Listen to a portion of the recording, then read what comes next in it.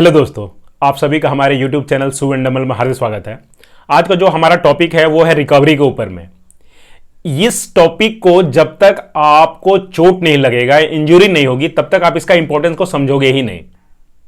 और मैं नहीं चाहता हूं कि आपको इंजरी हो जाए तब आप रिकवरी के ऊपर में ध्यान दो, फोकस करो।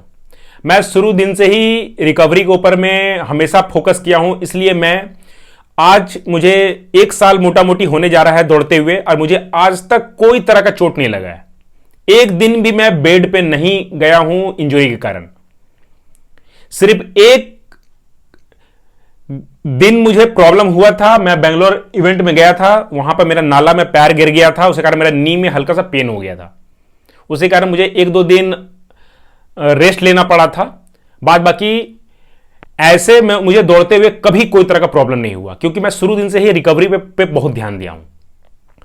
तो हम लोग जब घर से निकलते हैं रनिंग करने के लिए, हमारा रिकवरी का प्रोसेस उसी समय स्टार्ट हो जाना चाहिए। ऐसा नहीं कि रनिंग वगैरह कर करके आए तब रिकवरी करना है। ये जो तरीका है ये ही गलत है। सब बोलते हैं कि नहीं, रनिंग खत्म होने के बाद में रिकवरी करना है। नहीं, मैं बोलूंगा कि शुरू से ही आप जैसे घर से निकले रनिंग करने के लिए, आपका रिकवरी का प्रोसेस स्टार्ट हो जाना चाहिए। और रिकवरी का प्रोसेस में सबसे पहला स्टेप होता है रनिंग करने से पहले का कदम, यानी कि वार्म अप। वार्म अप को कोई रिकवरी में काउंट ही नहीं करते हैं, पर यह भी रिकवरी का चीज है। वार्म अप आप जब करोगे, आपका शरीर हिट होगा, ब्लड सर्कुलेशन अच्छा हो जाएगा, तो आप अच्छा दौड़ोगे। तब ऐसा करने से क्या होगा, आपका शरीर में कोई भी जगह में एक्स्ट्रा कोई क्रैम्प वगैरह कुछ नहीं आएगा, कोई दर्द वगैरह नहीं होगा अगर शरीर आपका हिट है तो। फिर आप जैसे ही रन कर लिए तो आपको कूल डाउन करना है।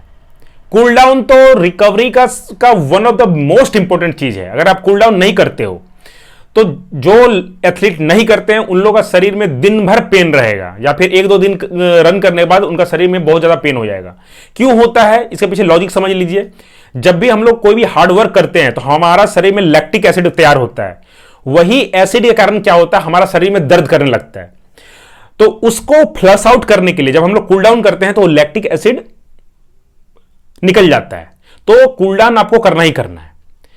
तो आपने जब रनिंग स्टार्ट किया उस समय आपको वार्म अप, और रनिंग खत्म किया तो कूल डाउन, यह चीज आपको को करना है। अब बात करते हैं कि ड्यूरिंग, अब दौड़ने के दौरान में हम लोगों को रिकवरी के लिए क्या ध्यान देना है। दौड़ने के दौरान में हम लोग को इस्तेमाल करना है इलेक्ट्रोलाइट का। देखिए, मैं इस्तेमाल करता हूं यह फास्टेन अप का। मैं जो इस्तेमाल करता हूं वही मैं बता रहा हूं। मैं इसे पिछले 3-4 महीने से इस्तेमाल कर रहा हूं, मुझे बहुत अच्छा काम किया है। अगर आपके पास बजट नहीं है, आप एफर्ट नहीं कर सकते हो, तो आप नींबू, चीनी और नमक का घोल बना करके ले जा सकते हैं। स्टार्टिंग में मैं यही करता था। शुरू का 6 महीना में इस तरह का बोतल में मैं घोल करके लेके जाता था। पर अब जब मेरा रनिंग हार्ड हो गया है, समय मुझे सेव करना है, बहुत कुछ मैनेज करना पड़ता है, तो मैं इसको लेकर जाता हूं। एक चीज मैं दिखा देता हूं आपको। मेरे पास ये फास्टेन अप का ये टैबलेट था। इसे मैं टेस्ट कर रहा था कि ये कैसा है। ये मुझे उस लेवल का लगा नहीं, इसलिए मैं इसे बाय नहीं किया। मुझे पाउडर फॉर्म ही अच्छा लगा था, इसलिए मैं लिया था। आपको जो पसंद है वो आप ले सकते हो। मेरा पर्सनल राय में आप ये कर सकते हो। और जितना भी कुछ मैं बताऊंगा उसका सबका लिंक मैं डाल दूंगा आपको, आप वहां से परचेस कर सकते हो। परचेस करोगे तो मुझे भी थोड़ा सा सहयोग मिल जाएगा, चैनल को सपोर्ट मिलेगा। रनिंग के दौरान में आप दूसरा आइटम इस्तेमाल करोगे, यह है एनर्जी जेल। यह है फास्टेन अप का, यह है यूनिवेड का। इन दोनों को मैं इस्तेमाल करता हूं। इसे मैं 3 महीना पहले इस्तेमाल कर रहा था, अभी पिछला लास्ट 1-2 महीने से मैं इसे इस्तेमाल कर रहा हूं। दोनों बढ़िया हैं। जो आपको पसंद है आप इस्तेमाल कर सकते हो। यह तो हो गया हमारा ड्यूरिंग का। अब आते हैं आफ्टर रन। जब रनिंग हम लोग कंप्लीट हो गया तब हम लोग को क्या करना है। रनिंग खत्म होने के बाद में कूल डाउन तो एक होता ही है, वो कर लिए। और आने के बाद में हम लोग को करना है मसाज। मसाज के लिए आप क्या करोगे, फोम रोलर इस्तेमाल कर सकते हो। देखिए, मेरे पास ये फोम रोलर पहले से है, देखिए मैं बोल रहा हूं, मैं जो जो चीज इस्तेमाल करता हूं वही बता रहा हूं। मैं इस फोम रोलर को पिछले 1 साल से इस्तेमाल कर रहा था।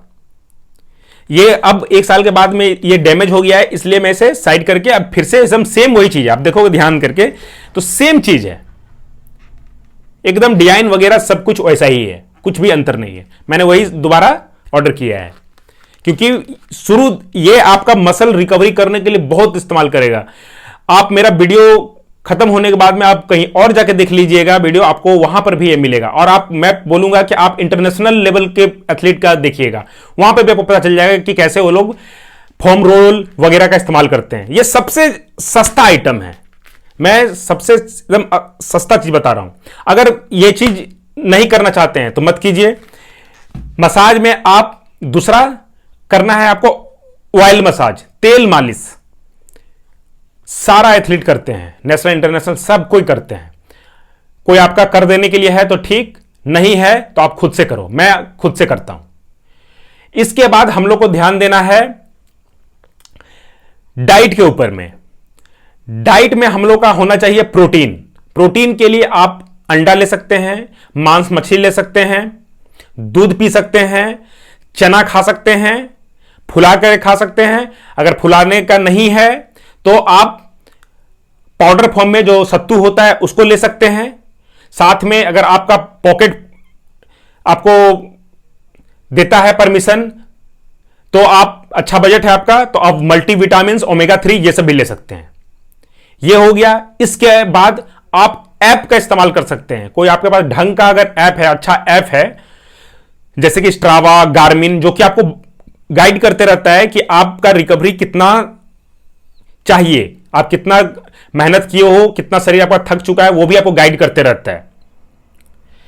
और इसके बाद में लास्ट में मैं बोलूंगा शू।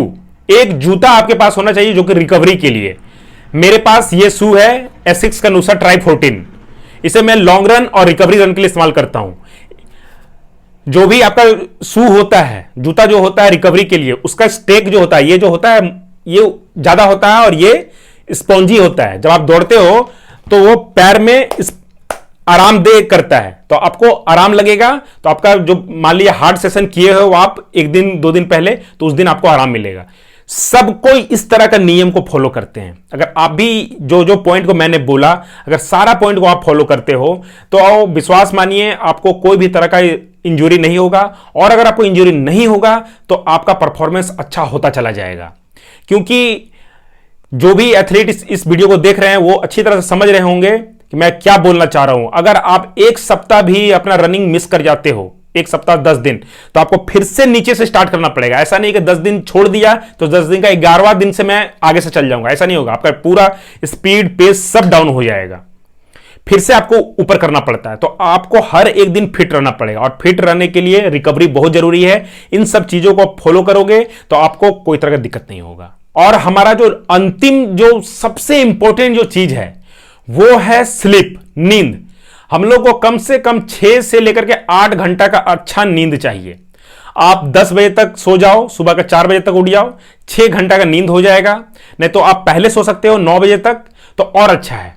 9 से 10 बजे के बीच में सो जाइए, सुबह का 4-5 बजे के बीच में उठ जाइए। परफेक्ट टाइम है। अगर इस तरह से आप मैनेज करते हो तो आप पाओगे कि आप बहुत ही अच्छा रिकवर कर रहे हो।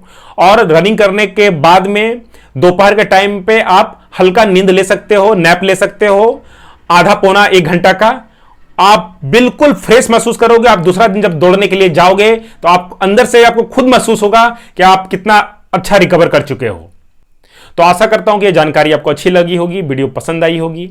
पसंद आए तो इसे लाइक कीजिएगा, शेयर कीजिएगा। मुझे सपोर्ट करने के लिए मेरे चैनल को सब्सक्राइब कीजिएगा। वीडियो देखने के लिए आपका दिल से धन्यवाद।